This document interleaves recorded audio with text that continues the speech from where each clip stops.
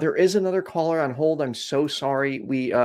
If you could call back next week, the show's every Tuesday at 7 p.m. Central. We normally don't go this late, but we had a bunch of calls, and I wanted to get them all in. If we could do it in 5 minutes, I'd be open to doing it.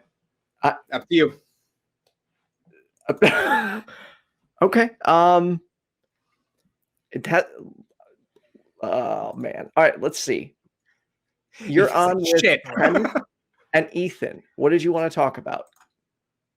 Well, 5 minutes is not very long, but I guess I could extend what the last caller was saying. I think that he wasn't making this argument, but I think that like on naturalism, there can't be. I don't see how there could be purpose on naturalism, and I think the last caller would agree. And you're making the claim that like on naturalism there could be purpose, and I guess we could talk about that, but I don't know if 5 minutes is going to do justice to the conversation. So, but we can go for it. Why wouldn't there be purpose? Because I'm convinced that my life has purpose, that I have assigned to it. I have values. I have moments and opportunities to conduct myself in ways that are consistent with those values and to try to make the world more like I would hope it would be. So I feel like I've got lots of purpose. I've got family. I've got people that I love. I've got a dog. Bandaid exists. You know, there's all kinds of purpose to be found. So I'm wondering why there wouldn't be. Yeah, I agree, first of all. And I think one of the words that you use is actually kind of paramount or integral in what I'm trying to say is value, right? I think there's value in the world, okay? But I don't think value is a natural thing, right? So like if we think about what it means to say something is natural, it's like descriptive, right? If we're like, let's just look at science for a second, right? Science is in the business in a very broad sense, in the business of what is happening, what has happened, what will happen, right? We talk about our theories, our laws, and we discuss what has happened, what is happening, what will happen. But value, that's a ethical notion. That's a moral, or we're talking about what should happen, right? Sure. And I think that there's a kind of the world is divided between two kinds of statements, right? We talked about, I mentioned what has happened, what is happening, what will happen, and then there's the question of what should have happened, what should be happening, and what should happen in the future, right? And I just don't see. I think that natural states describe the world, and they're in the other category. We're talking about what is the case, but value, purpose, and meaning. You're doing the is ought. You're doing the is ought. Yeah. I got you. Right, exactly. Yeah. So let me ask you this. Is there a type of food that you just, is there a type of food that you just love?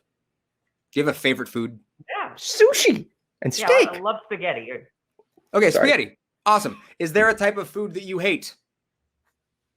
Sloppy Joes. What would be an example of a type of food that you can't stand? Oh, off the top of my head, I don't know why, but I just don't like avocados.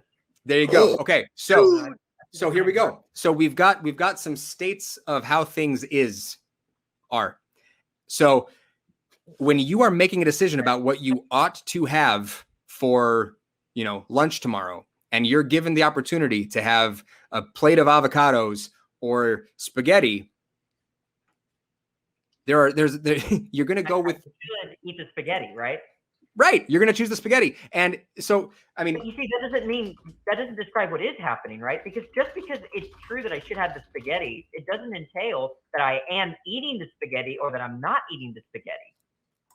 Well, all I'm saying is that you have preferences that arise out of purely natural, as far as we can tell, okay, states that are in your brain. There's an emergent property of you liking spaghetti and another one of you not liking avocado. So when it's time to make that value judgment, your ought is very much informed by a brain state that you ultimately have no control over. You can just choose to like avocados all of a sudden, right? So I think that when we're talking about what our preferences are and how those inform our actions, yeah. So I have this view where if I desire to eat spaghetti, that implies the belief that spaghetti is good, which implies the belief that all things being equal, I should eat spaghetti. But I'm not really describing how the world is. I'm not saying there is spaghetti. I'm not saying what has happened. It's not like I ate spaghetti or I didn't eat spaghetti or that I will eat spaghetti, right? I'm treating myself like an object if I'm talking that way. Well, The if fact there that wasn't spaghetti, then if spaghetti wasn't a thing that existed, I don't know how you would have even the opportunity to have a preference for it in this example. Well, look, there might not be any spaghetti in the world, but it could be true that I believe spaghetti is good. I don't know how that follows. So if we're talking about, you know, states of and I use this example specifically because I was trying to describe something that exists here in reality. So there is a state of being that is a plate of spaghetti. Okay, that is a thing that exists here in reality. And there's another state of being, which is your brain liking and valuing spaghetti. So if you have the choice to make between getting spaghetti into your system or getting avocado into your system, you're going to follow the ises to the ought, like reflexively. Okay, so do you think that there's a bridge then between the is ought gap? I don't know if there is a gap. Okay, so that's to say, like, it's not really a gap, there's a bridge. And you're creating this bridge by appealing to brain states and preferences, it seems like what you're saying, right? I don't know what else I would use. Well, the thing is that, look, I agree that my brain state, if I describe my brain state, like if I go to a neurologist, I'm describing what is the case. So Yeah. I just don't think that any fact about my brain is going to give me something that I should do, which is why I'm a dualist, right? I don't think my desire to eat spaghetti is identical to my brain state at the time in which I desire to eat spaghetti. Okay. Right. So I don't think, but I would agree with you, right? In a sense that if what that desire is ultimately, if that's a brain state, I mean, I think that's contradictory because here I'm equating an ought to an is, but we could talk about my brain state in a descriptive, naturalistic manner, right?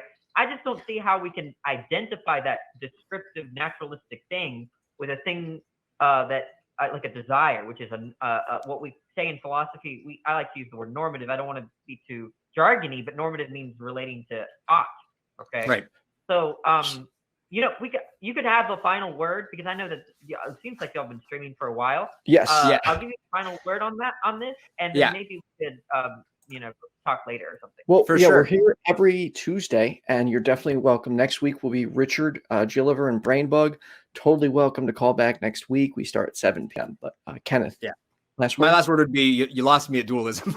So that's, but no, you should call in and talk to other hosts or myself, whoever's around on Tuesday nights, because this is a regular thing. Yeah. Thank you for taking, and I didn't get your name. I'm sorry. I'm Danny. Danny. Awesome. There we go. Normally we have our call screener, but I ended up just grabbing this call and just hoping for the best. There you go. But thank you to our I call hope you got screener. the best. Yeah. No. You know, you never know what can happen. That's why we. No, it's a decent, thoughtful, polite, nice caller. Yeah. Yes. So thank you for not letting me down, Danny. You'll have a good one. You too. Yep. Bye.